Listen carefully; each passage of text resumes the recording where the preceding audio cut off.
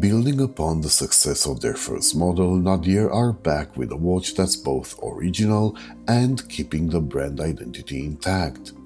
This might be a hit or miss design, but I believe that with the silver variant, Nadir managed to capture lightning in a bottle. This is Nadir Vespera GMT. I was one of the few lucky enough to have reviewed Vespera, Nadir's first effort.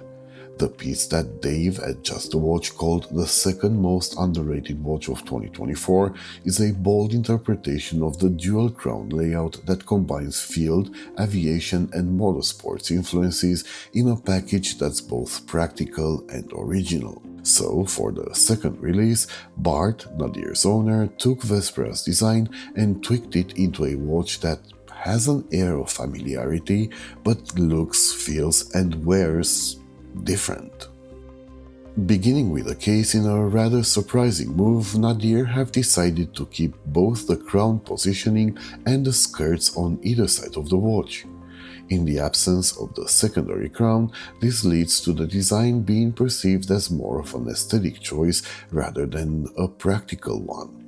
Everything else, from the muscular lugs joined by a slab of steel that helps with the strap integration to the 3-volume construction, stays the same, with one notable exception: the choice to polish the chamfers. I would say this is a wise choice, as the alternate finish gives the watch a premium feel. Of course, visually the biggest difference between the two models is the dial.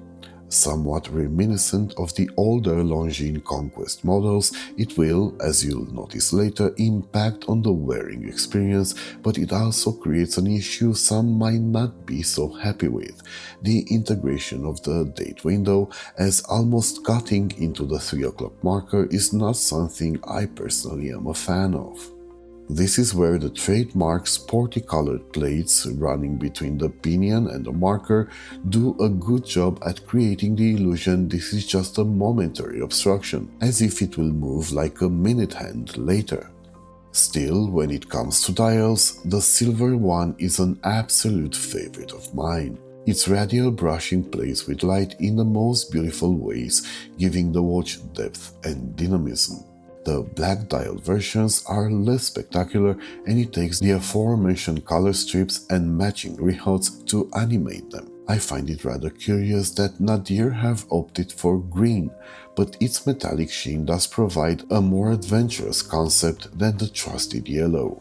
While the main set of hands is carried over from the debut timepiece, the GMT hand is as unusual as it's practical, given the proximity of the Lume indicator to the 24-hour markings printed on the rehaut. The minute markers, meanwhile, are well defined, grouped in 4 sectors delimited by the applied big bold cardinal numerals and doubled up by a set of perforations at the base of the rehaut. Despite a very balanced vertical axis where the crest, model number and automatic inscriptions look very tidy, this layout draws the eye towards the edges of the dial, which makes time reading take a while longer than usual. Finally, the great handmade leather straps Nadir offered on the first model are back, this time with a discreet hint of distressing and a new, more efficient lining.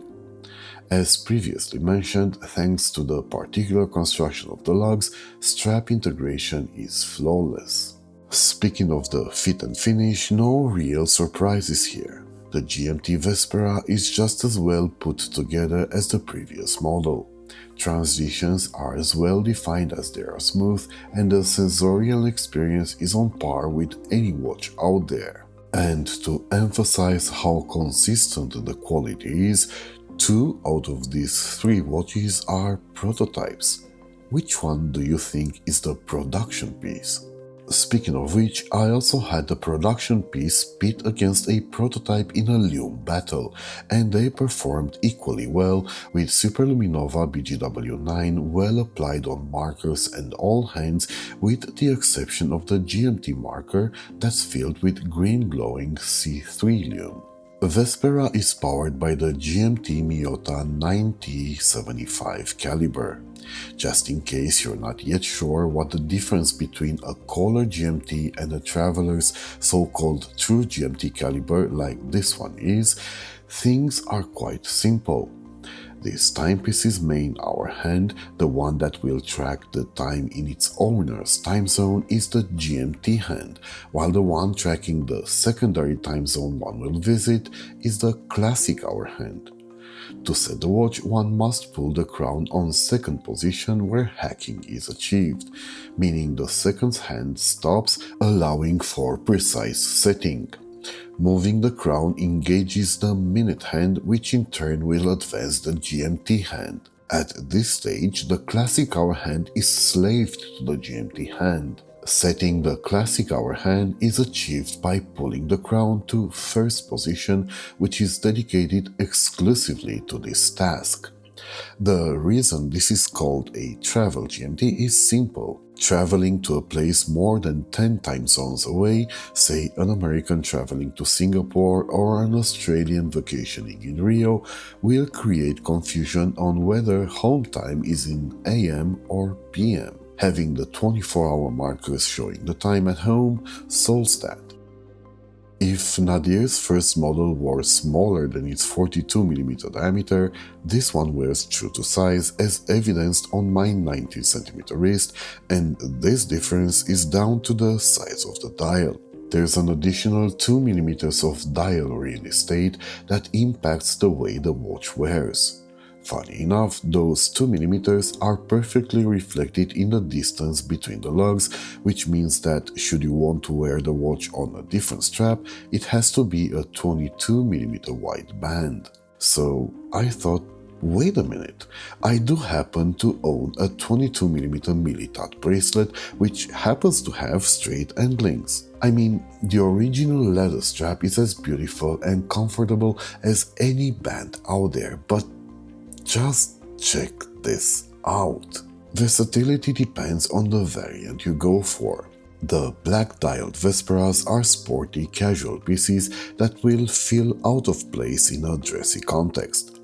The silver dial, on the other hand, is a true Gada, appropriate for boardwalk and boardroom, and this accidental combo just gives it an extra edge and made me really intrigued about the possibility of later fitting in a shark mesh. A welcome extra is the leather roll the watch comes with. It's so soft and flexible it makes you question its genuineness, but it truly is made of leather and it's amazing. One very important aspect to take into account when looking at the price of this watch is selecting the appropriate location of your residence. The website should detect your location, but just in case it doesn't, or if you're using a VPN, you can select it manually. As you can see, price shown for European Union customers already includes VAT. So for the rest of the world, Vespera GMT is available for roughly $710. And for a true GMT of this quality, backed by a 2-year warranty, this is more than reasonable. Thank you for watching. See you soon.